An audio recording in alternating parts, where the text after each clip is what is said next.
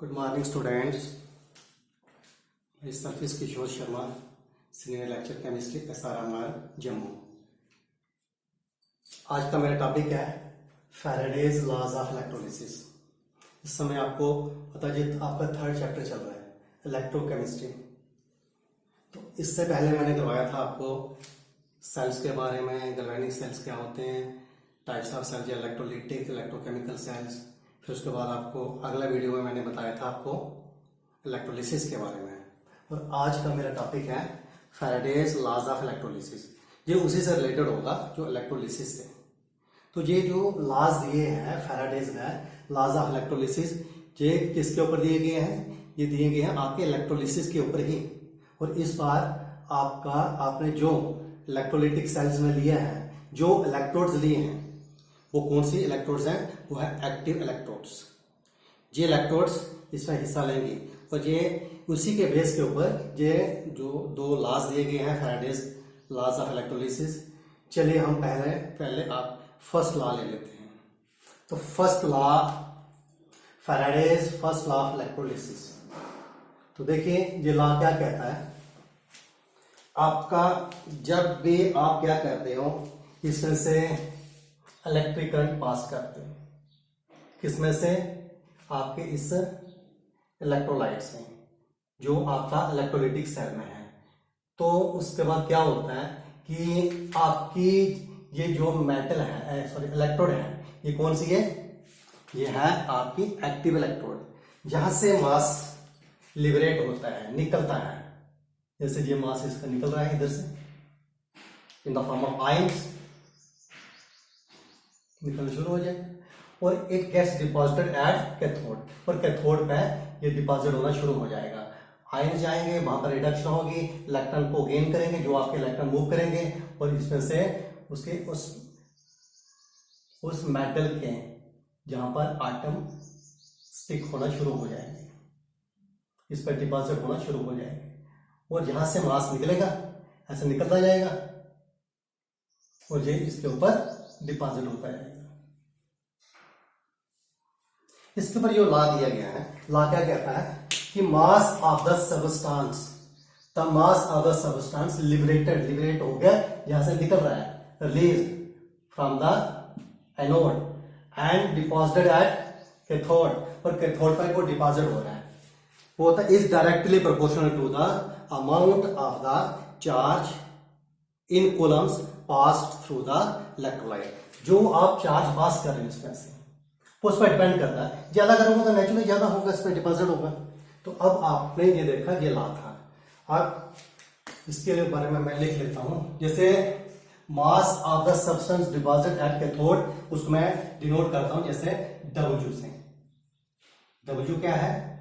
Mass of substance इन ग्राम में लेंगे हम। is directly proportional to the amount of charge हम ले रहे हैं Q। चार्ज किस तरह आ रहा है? जो चार्ज आ रहा है, charge in coulombs, charge in COLOUMBS coulombs. तो ये आ रहा है आपका W, mass of the substance deposited at, जो कैथोड पे डिपॉजिट हुआ, is directly proportional to Q, the charge in coulombs pass through. चलिए अब हम क्या करेंगे, इसको, ये प्रोपोर्शनलिटी का जो साइन है, इसको खत्म करने के लिए हम जहां लगाते हैं W is equal to Z into Q। फिर Z क्या है? Z जिसको आप बोलते हो कांस्टेंट, कोई वैल्यू लगाते हो, कांस्टेंट ऑफ प्रोपोर्शनलिटी, इसको हम बोलते हैं इलेक्ट्रोकेमिकल इक्विवेलेंट। पहले where Z is equal to electrochemical equivalent, electrochemical equivalent होगा। अब देखिए कि कैसे पता चलेगा आपको। आपने क्या करना है, इफ जो Q क्या है, चार्ज इन कूलम्स, तो मैं ले लेता हूं कि if Q is equal to 1 C for coulombs, तो देन तब क्या हो जाएगा? Then W is equal to Z into 1 1 लिखो तो natural W is equal to Z. तो इसका मतलब क्या हुआ, W क्या है, mass of the substance in gram जो इस पर डिपॉजिट हो रहा है। Q क्या है, चार्ज इन कूलम्स। इसका मीनिंग ये हुआ कि अगर मैं एक कूलम चार्ज इसमें पास करता हूं तो जितना मास इस पर डिपॉजिट होगा वो क्या होगा, वो होगा आपका जेड। जेड क्या है, इलेक्ट्रोकेमिकल इक्विवेलेंट। तो इसलिए मैं यहां पर लिख सकता हूं कि जेड क्या है, इलेक्ट्रोकेमिकल इक्विवेलेंट। देखिए ये electrochemical equivalent is equal to W क्या है, mass of the substance deposited at cathode.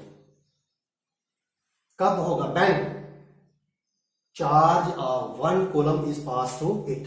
जब मैं एक कूलम इसमें से चार्ज पास करूंगा, वो जो मास यहां से निकलेगा, कहां से, एनोड से, और कहां डिपॉजिट होगा, कैथोड पे, तो वो होगा मेरा इलेक्ट्रोकेमिकल इक्विवेलेंट। इसका कहने का मतलब ये हुआ कि 1 कूलम जो होता है, 1 कूलम ऑफ जो चार्ज होता है वो किसके बराबर होता है, इलेक्ट्रोकेमिकल इक्विवेलेंट से।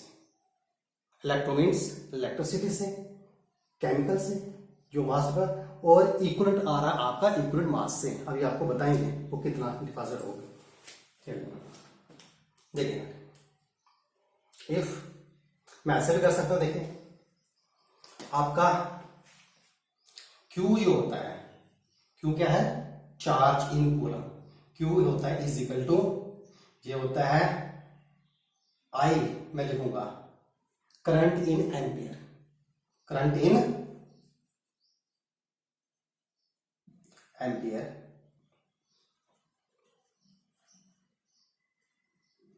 Multiplied by T। T क्या होगा, टाइम इन सेकेंड्स। कहने का मतलब मेरा Q हो गया is equal to I into T. ठीक है, और ये जो Q का ये कूलम का यूनिट क्या होता है, I क्या होता है एम्पियर, T क्या होता है सेकेंड्स। इसका यूनिट बनेगा किसका, यूनिट ऑफ Q चार्ज का। I क्या है एम्पियर, T क्या है सेकेंड्स, एम्पियर सेकेंड्स। देखिए अब मैं जहां पर ले लेता हूं इसी को, देखिए जी वो आपका पहले थे। अगर मैं Q की वैल्यू इसमें पुट कर देता हूं तो मेरे पास बनता है W is equal to Z into Q की जगह क्या आ जाएगा, I into T. I into T. I क्या है, करंट इन एम्पियर, T क्या है, टाइम इन सेकेंड्स। देखिए तो अगर मैं जहां पर लेता हूं, इफ I कितना है 1 एम्पियर एंड T कितना है मेरा, अगर मैं ले लेता हूं 1 सेकेंड लेता हूं, तो देन तब क्या हो जाएगा, देन फिर भाई W is equal to Z into 1 ampere into 1 second, तो वही रहेगा W is equal to Z. इसलिए इलेक्ट्रोकेमिकल इक्विवेलेंट की, इसको मैंने ऐसे भी बोल सकते हैं हम, इलेक्ट्रोकेमिकल इक्विवेलेंट क्या होगा, ये इलेक्ट्रोकेमिकल इक्विवेलेंट है। Electrochemical equivalent is equal to W क्या है, mass of the substance deposited at cathode when current of 1 ampere is passed for 1 second. हम अगर करंट 1 एम्पियर पास करते हैं 1 सेकेंड के लिए, तो उस समय जितना मास इस पर डिपॉजिट होगा वो भी आपका क्या होगा, वो भी आपका इलेक्ट्रोकेमिकल इक्विवेलेंट होगा। क्यों, 1 एम्पियर और 1 सेकेंड बोलता है 1 कूलम। तो आप ऐसे भी डिफाइन कर सकते हो कि electrochemical equivalent is the mass of the substance deposited at cathode when charge of 1 coulomb or the current of 1 ampere is passed for 1 seconds is called electrochemical equivalent। ये था हमारा इलेक्ट्रोकेमिकल इक्विवेलेंट। अब मैं थोड़ा सा आपको बताता हूं, जो इलेक्ट्रोकेमिकल इक्विवेलेंट होगा ये डिपेंड करेगा कि आपकी टाइप्स ऑफ इलेक्ट्रोड, कौन से इलेक्ट्रोड लेते हो, क्या आप कॉपर के लेते हो, क्या आप जिंक के लेते हो, क्या आप एल्यूमिनियम के लेते हो, क्या आप सिल्वर के लेते हो, तो वो आपने देखना पड़ेगा वहां पर जाके उसका इक्विवेलेंट मास। वो उसके ऊपर चार्ज कितना आ रहा है। ठीक है, वो मैं अभी आपको थोड़ा सा इसके बारे में बताता हूं। तो ये था आपका Faraday's first law of electrolysis. तो इसके बारे में थोड़ा सा, क्योंकि ये जो लॉ है ये बड़ा इंपॉर्टेंट है, इसलिए क्योंकि इसके जो न्यूमेरिकल्स होते हैं वो आपके जितने भी कॉम्पिटिटिव एग्जाम होते हैं वहां पर आते हैं। इसके आपका JEE मेन में भी आएगा, आपका नीट में भी आएगा, इवन आपके जो IIT में होते हैं वहां भी इसके बारे में पूछा जाता है, इसके ऊपर न्यूमेरिकल। तो ये first law, Faraday's first law of electrolysis, ये बहुत ही इंपॉर्टेंट है क्योंकि बोर्ड में तो आएगा, लेकिन साथ में ये कंपटीशन के लिए भी आपने इसको अच्छी तरह से तैयार करना है। अब मैं उसकी थोड़ी सी और आपको बताता हूँ कि कंपटीशन कैसे आपने करना है। बोर्ड में बस आपने इतना ही लिखना है। देखिए इसके आगे इसके न्यूमेरिकल भी हम लेंगे। तो यही आपको मैंने बताया कि ये जो फैराडेज लॉ ऑफ इलेक्ट्रोलिसिस है ये किसके ऊपर दिया गया है, ये इलेक्ट्रोलिसिस के ऊपर दिया गया है।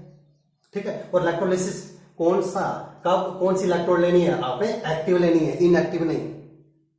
वो इलेक्ट्रोड एक्टिव कल ही मैंने बताया था पहले आपके उसमें फर्स्ट वीडियो में कि एक्टिव वो होती है जो इसमें हिस्सा लेती हैं, वो जो इसमें रिएक्ट कर जाती हैं वो एक्टिव होती हैं। ठीक है, इनएक्टिव होती है कि जो जैसी है वैसी की रहेंगी, उसमें कोई फर्क नहीं पड़ता, वो सिर्फ इलेक्ट्रॉन को कैरी करती है, इधर से उधर ले जाती हैं। ठीक है, तो ये थी आपकी एक्टिव इलेक्ट्रोड्स के ऊपर। आइए अब इसका मैं थोड़ा सा और न्यूमेरिकल ले लेता हूं तो वो आपको पता चल गया होगा। तो ये था आपका Faraday's first law of electrolysis.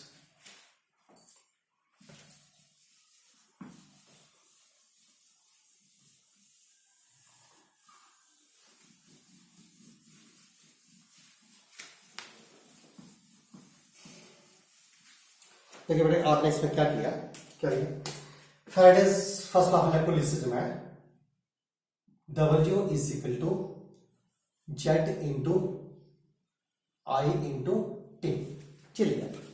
ठीक है, ये आपका निकला था जो आपका आया। चलिए अब आगे हम इसमें ले लेते हैं। जेड क्या था मेरा, इलेक्ट्रोकेमिकल इक्विवेलेंट। W क्या था, mass of the substance deposited at cathode. I क्या था, करंट इन एम्पियर की तरफ। अब इस समय हम क्या कर रहे हैं, करंट ले रहे हैं, चार्ज की जगह करंट, और कितने समय के लिए, t सेकंड्स के लिए जो आपने इसमें पास किया। ठीक है, तो वो था इलेक्ट्रोकेमिकल। अब देखिए मैं थोड़ा सा अब आपको बताता हूं, जैसे W पहले मैं ये ले लेता हूं, W इज इक्वल टू आपने जेड इंटू क्यू लिया था, क्योंकि क्यू किसके बराबर होता है, I इंटू टी, तो ये भी ले रहे थे। तो देखिए अगर आप क्या कर रहे तो इसमें जैसे हम लिखते थे if Q is equal to 1 coulomb. ठीक है, Q क्या है, 1 कूलम, 1 कूलम। ठीक है, 1 कूलम ऑफ चार्ज। तो जब आप 1 कूलम ऑफ चार्ज पास कर रहे थे तो उसमें जो मास डिपॉजिट हो रहा था कितना, W, वो था आपका इलेक्ट्रोकेमिकल इक्विवेलेंट। तो मैं इसलिए लिख सकता हूं कि 1 coulomb is equal to electrochemical equivalent. क्या होगा, इलेक्ट्रोकेमिकल इक्विवेलेंट। मैं इलेक्ट्रोकेमिकल इक्विवेलेंट की जगह सीधा लिख सकता हूं जेड। ठीक है, इसका मीनिंग क्या होगा, 1 coulomb of charge is equal to Z. Z क्या है, इलेक्ट्रोकेमिकल इक्विवेलेंट। ये हो गया। देखिए अगर मैं इसमें, देखिए इसमें से अगर मैं चार्ज पास करता हूं, कितना पास करता हूं, 96500 कूलम्स, वो होता है 1 फैराडे। वो क्या होता है, 1 फैराडे, 1 फैराडे। अगर मैं इसमें 1 फैराडे चार्ज पास करूं तो इसमें जो मास डिपॉजिट होगा वो पता क्या होगा, वो होगा equivalent mass of this electrode, जो इलेक्ट्रोड ली होगी। जब भी 1 फैराडे चार्ज इसमें पास किया जाएगा या 96500 कूलम पास किया जाएगा, तब इसमें जो मास डिपॉजिट होगा वो इस इलेक्ट्रोड का इक्विवेलेंट मास होगा। ठीक है, अब वो डिपेंड करता है कि ये आपकी कौन सी है। जैसे मान लो अगर आप यहां सिल्वर लेते हैं तो सिल्वर का जो मोलर मास होता तो उसके बाद चार्ज जो 1 बनता है तो 1 से डिवाइड करते तो सेम रहता है। अगर हम कॉपर लेते हैं तो कॉपर का जो मोलर मास होता है जैसे 63.5 ग्राम होता है, उसको डिवाइड करने तो उसमें चार्ज 2 आ रहे हैं, तो 2 से डिवाइड करके तो वो जो आएगा वो इतना डिपॉजिट होता है। अगर हम एल्यूमिनियम लेते हैं तो एल्यूमिनियम का जो मोलर मास होता है कि एल्यूमिनियम का 3 पॉजिटिव होता है चार्ज, उसके मोलर मास को 3 से डिवाइड करते हैं, वो बनता है इक्विवेलेंट मास। तो वो आपका 27 को डिवाइड करें 3 से तो 9 ग्राम यहाँ पर डिपॉजिट होता है। चलिए पहले मैं ये आपको बता देता हूं, इसका मतलब 1 कूलम चार्ज पास करें तो वो जेड इलेक्ट्रोकेमिकल इक्विवेलेंट मास जो होगा वो डिपॉजिट होगा। अगर मैं इसमें से 9650 मीन्स 1 फैराडे 1 फैराडे या 1 फैराडे ऑफ चार्ज या 96500 कूलम्स ऑफ चार्ज उसमें पास करता हूं, तो इसमें जो मास डिपॉजिट होता है वो कितना होगा? वो होगा आपका equivalent mass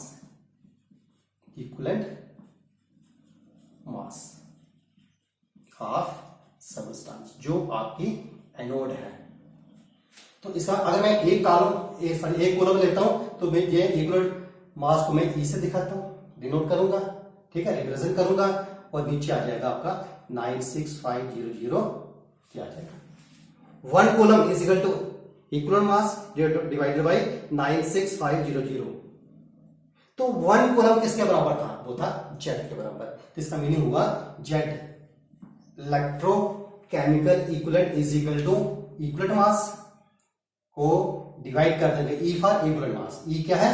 for equivalent mass, divide कर देंगे 96500, इससे आपका इक्वल इलेक्ट्रोकेमिकल इक्विवेलेंट वहां से निकल जाएगा।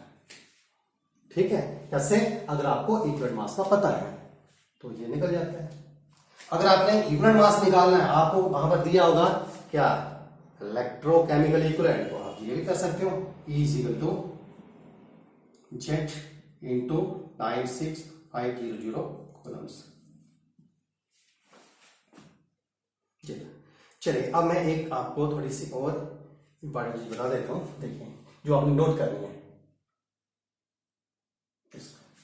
ठीक है, क्या नोट कर रहा है? देखिए अभी मैंने बताया आपको कि जो 1 फैराडे होता है, 1 फैराडे, ठीक, जहां पर मैं लिख देता हूं 1 फैराडे 1F 1 फैराडे जो पता किसके बराबर होता है? ये होता है charge on 1 mole of electrons. कितना? Charge on 1 mole of electrons is equal to 1 charge on 1 mole of electron, वो होता है आपके पास कितना चार्ज होता है? होता है 96500 कूलम्स इज इक्वल टू इतना चार्ज जब आप पास करते हो, मास कितना जहां पर डिपॉजिट होता है? होता है इक्विवेलेंट मास डिपॉजिटेड। ये आपने अच्छी तरह से नोट कर लेना है सारे ये फैक्टर्स, उसी से आपके सारे न्यूमेरिकल्स निकलेंगे। चलिए जैसे ये मैंने आपको बता दिया, और आपने ये भी इसका भी याद रखना है कि आपका इलेक्ट्रोकेमिकल इक्विवेलेंट जेड होता है ई क्या है? इक्विवेलेंट मास ही कर देता हूं मैं, इक्विवेलेंट मास डिवाइडेड बाय 96500, ये भी आपने नोट कर लो। अब मैं इसके ऊपर न्यूमेरिकल ले लेता हूं। चलो अब इसको मैं साफ कर देता हूं।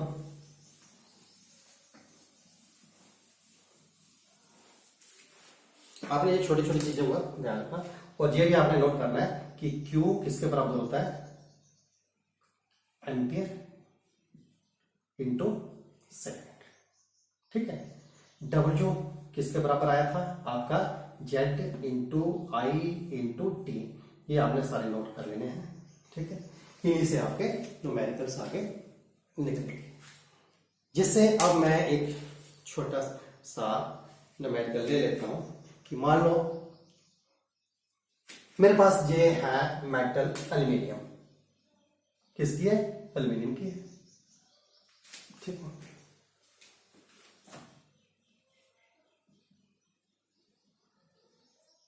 एल्यूमिनियम की मेटल है। मैं इसमें से चार्ज पास करता हूं। क्या करता हूं?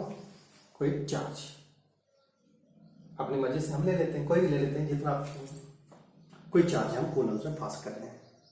या हम उल्टा भी कह सकते हैं कि इसमें इतना मास डिपॉजिट होता है, तो बताइए वो कितना चार्ज। मान लो जैसे मैंने ले ली एल्यूमिनियम की मेटल यहां से निकल गई, ठीक है, इतनी, और इस पर डिपॉजिट होगी।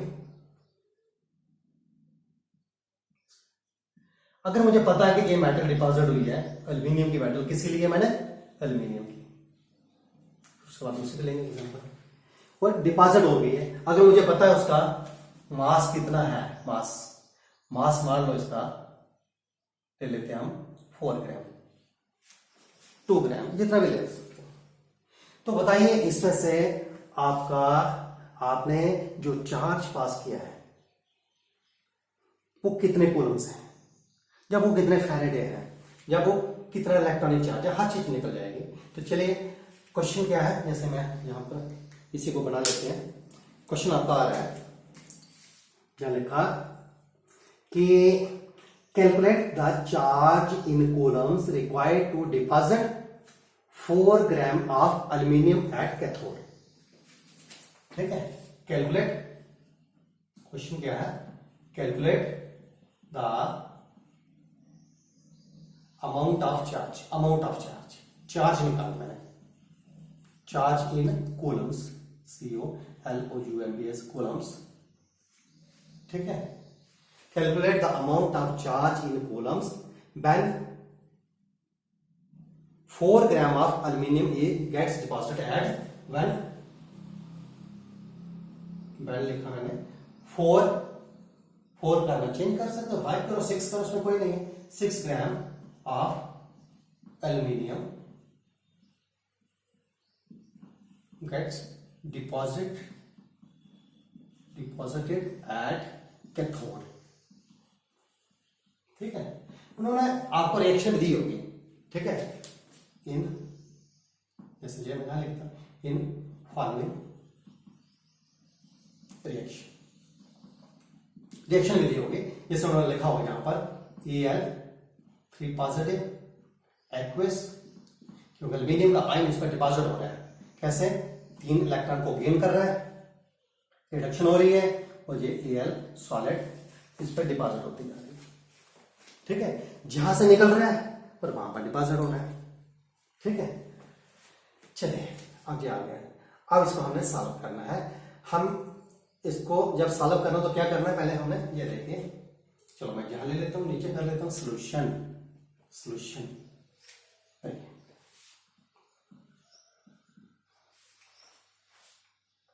ये आपके पास है Al3 पॉजिटिव प्लस 3 इलेक्ट्रॉन इसको लग रहे हैं, तो Al सॉलिड डिपॉजिट हो रहा है। ये 1 मोल है, 1 मोल ऑफ आयंस को कितने लग रहे हैं, 3 मोल इलेक्ट्रॉन्स, फिर 3 मोल, क्योंकि उसको मैंने 1 लिया, अगर एक आयन था तो उसको 3 इलेक्ट्रॉन लग रहे थे और एक एटम उसका डिपॉजिट हो रहा था। अगर इसको हम 1 मोल ले लेते हैं आयंस, 1 मोल पता कितने होते हैं, 6.023 10 की पावर 23 आयंस ऑफ एल्यूमिनियम, और जहां पर 3 मोल्स ऑफ इलेक्ट्रॉन हो गया 3 इंटू 6.023 10 की पावर 23 मोल एक नंबर है, ठीक है, बहुत बड़ा नंबर है, तो आ गया 3 मोल। और जहां पर 1 मोल, ठीक है, 1 मोल उसका डिपॉजिट हो रहा है, 1 मोल डिपॉजिट हो रहा है। ठीक है जी, देखिए अब इसमें हमने निकालना क्या था, क्या कैलकुलेट करना था, हमने करना था जहां पर, देखिए बेटे, हमने जहां पर ये निकालना था कि इसमें चार्ज कितना लग रहा है। ठीक है, देखिए अभी मैंने बताया था आपको 1 मोल ऑफ इलेक्ट्रॉन्स को चार्ज लगता है 96500 कूलम्स, तो 3 मोल को कितना लग जाएगा, 3 मोल को लग जाएगा 3 इंटू 96500 कूलम, सीधी सी बात है। तो मैं जहां पर 3 इंटू 96500 कूलम्स। ठीक है, अगर मैं इतना चार्ज इसमें से पास करूं तो वो उसका मोलर मास डिपॉजिट होगा, अगर मैं 1 मोल करूंगा तो उसमें कितना डिपॉजिट हो जाएगा, उसका इक्विवेलेंट मास। ठीक है, 3 मोल इलेक्ट्रॉन, सॉरी 3 मोल इलेक्ट्रॉन्स अगर मैं वहां से पास करता हूं तो 1 मोल डिपॉजिट होता था, या 3 × 96500 कूलम्स चार्ज मैं इसमें से पास करता हूं तो इस पर 1 मोल डिपॉजिट होता है। ठीक है, तो देखिए ये आप जहां से डायरेक्ट भी ले सकते थे, ये रिलेशन देखिए, इतने मोल पास करता हूं तो 1 मोल एल्यूमिनियम का होता है, पता कितना होता है, 27 ग्राम। कितना होता है, 27 ग्राम। ठीक है, चलिए अगर मैं जहां पर ये देखिए बेटे, इतना पास करूंगा तो इतना हो जाएगा डिपॉजिट। अगर 1 कूलम्स, लेकिन मैंने निकालना क्या है, मैंने निकालने हैं जहां पर amount of the charge in coulomb, तो इसका मतलब हुआ 27 ग्राम अगर डिपॉजिट होता है, इसका 27 ग्राम डिपॉजिट होता है तो उसको कितना लगता है, कितने कूलम्स लगते हैं, उसको लगते हैं 3 × 96500 कूलम्स। ठीक है, ये लगते हैं। तो अब आया, आपने सीधा निकाल देना इसको, इतने ग्राम के लिए इतने कूलम्स लगते हैं, 1 ग्राम के लिए कितने लगेंगे, और आपने अगर 6 ग्राम करना तो आप निकाल सकते थे। ठीक है, तो आप यहां से निकाल सकते थे फॉर 27 ग्राम ऑफ, आपको मोलर मासेस भी आने चाहिए, क्योंकि मैंने तो लिख दिया एल्यूमिनियम का मोलर मास होता है 27। अब आपको ये आपने क्या करना है, 11th में आपने सीखे होंगे, नहीं तो आप फिर देखो नेट पे देखो, अपनी बुक में देखो, जैसे मोलर मासेस कुछ ये ऐसे हैं एलिमेंट जिनके आपको लर्न करना पड़ेंगे, क्योंकि वो यहाँ पर यूज होंगे। जैसे मोलर मास ऑफ हाइड्रोजन कितना होता है, जैसे 1 ग्राम। ठीक है, आज जैसे आपका आ गया हीलियम वैसे यूज नहीं होता, लेकिन चलो 4 ग्राम। जैसे आपका लिथियम था 7 ग्राम होता है। ठीक है, ऐसे बेरिलियम का आपने निकालना 9 ग्राम। ठीक है, आगे बोरान का 11, कार्बन का 12 ग्राम होता है कार्बन का। ऐसे 12 कार्बन के आप अलग अलग होते हैं आइसोटोप, जैसे 3 होते हैं, एक 12 भी होता है, 14 भी होता है। ठीक है, 13, लेकिन जो कॉमन चलता है वो 12 ग्राम। ऐसे अभी आपने सारे देखने हैं, कार्बन का देखना है, ऑक्सीजन का, नाइट्रोजन का देखना है, जैसे 14 होता है, ऑक्सीजन का 16 होता है। ठीक है, तो ये सारे आपने लर्न करने हैं। ठीक है, खास जो इंपॉर्टेंट होंगे, तो इसलिए न्यूमेरिकल तभी आपके निकला कि जब आपको मोलर मासेस उनके पता होंगे। फॉर 27 ग्राम ऑफ एल्यूमिनियम, तो मैं लिखूंगा चार्ज रिक्वायर्ड। कितना चार्ज चाहिए था, इतना। ये कितना है, 3 × 96500। ठीक है, कूलम्स। तो 1 ग्राम के लिए चाहिए था 3 × 96500 कूलम्स। अगर आपने चाहिए था कितना, 27 ग्राम के लिए, 27 थोड़ा डिवाइड कर दिया था आपने, 6 ग्राम डिपॉजिट करना। ठीक है, 27 ग्राम के लिए आपको चाहिए था इतना चार्ज, 1 ग्राम के लिए डिवाइड हो जाएगा 27 से। अगर आपको चाहिए कितना, 6 ग्राम डिपॉजिट करना है, 6 करना है, 4 करना है, कितना होगा वो आपने सीधा मल्टीप्लाई कर देना। 6 ग्राम के लिए तो मैं क्या ही कर देता हूं, मल्टीप्लाइड बाई 6 कूलम। अब इसको आप सॉल्व करो, आपका आंसर आ जाएगा। जैसे ये गया 9 के साथ, 3 के साथ, 2 के साथ। ठीक है, अब आप इसको कर सकते हो, निकाल लो। अब इसको आपने सॉल्व कर लेना है। ठीक है, तो सॉल्व करने में देख सकते हो, जल्दी जल्दी भी कर सकते हो। देखो कितना हो सकता है, 3 0 0 2 5 का, 10 1 2 6 का, 12 और 1 13, 1 बचा, 2 9 का, 2 9 का कितना होता है, 18 19 डिवाइड किया 3 से। फिर भी आप चेक कर लेना कैलकुलेशन। ठीक है, आगे आप इसको करो। 3 6 का 18, 1 और 13 हो गया, तो 13 बचा हो गया, तो ये का 4 3 का 12, 1 और 10 हो गया, 3 3 का 9, 3 3 का 9, कहां पहुंचे आप, 3 6 का 18, 1 13, 3 4 का 12, 10, 3 3 का 9, 1 3 3 का 9, 1 3 3 का 9 पॉइंट, ये इतना भी होगा 1 कूलम। ये आपका आंसर आ जाएगा। फिर आप चेक करें ना जी न्यूमेरिकल। चलिए ये था एक न्यूमेरिकल, इस पर हमने लिया था। एक और ले लेते हैं थोड़ा।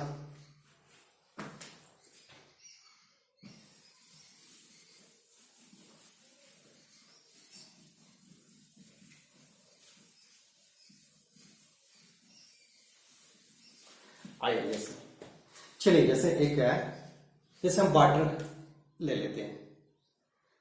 वाटर का की हम क्या करेंगे, ऑक्सीडेशन करेंगे। ऑक्सीडेशन नहीं, चलो हम उसमें ऐसे करते हैं, रिडक्शन वो निकालते हैं उसमें से, ऑक्सीडेशन करते हैं वाटर की और ऑक्सीजन वहां से बनाते हैं उसकी। तो ऐसा क्वेश्चन क्या है आपके पास, जैसे मैं ले लेता हूं, मेरे पास है कोई वाटर मॉलिक्यूल, ठीक है, बहुत सा पानी है, वाटर H2O। इसको मैंने क्या करना है, इसमें से ऑक्सीजन निकालनी है, बाहर निकालनी है। अगर इसमें ऑक्सीजन निकालनी होगी तो इलेक्ट्रोलिसिस करोगे तो आपका क्या बनेगा, 2H पॉजिटिव प्लस O2, इसको मुझे हाफ करना पड़ेगा, प्लस 2 पॉजिटिव, इसको बैलेंस कर देंगे, 2 इलेक्ट्रॉन्स चाहिए, तो लॉस ऑफ इलेक्ट्रॉन्स, ठीक है। ये हुई है आपकी ऑक्सीडेशन। तो मैं ऐसा कह सकता हूं कि मैंने 1 मोल वाटर को ऑक्सीडाइज करने के लिए और वहां से ऑक्सीजन निकालने के लिए, ऑक्सीडाइज करके ऑक्सीजन निकालने के लिए बताइए कितना चार्ज लगेगा। मैं चार्ज भी निकाल सकता, ठीक है, कितने फैराडेज लगेंगे वो भी निकल जाएगा। चलिए, how many Coulomb's of charge, जैसे मैं क्वेश्चन एक ले लेता हूं। क्वेश्चन क्या बना सकते हैं हम, हाउ मैनी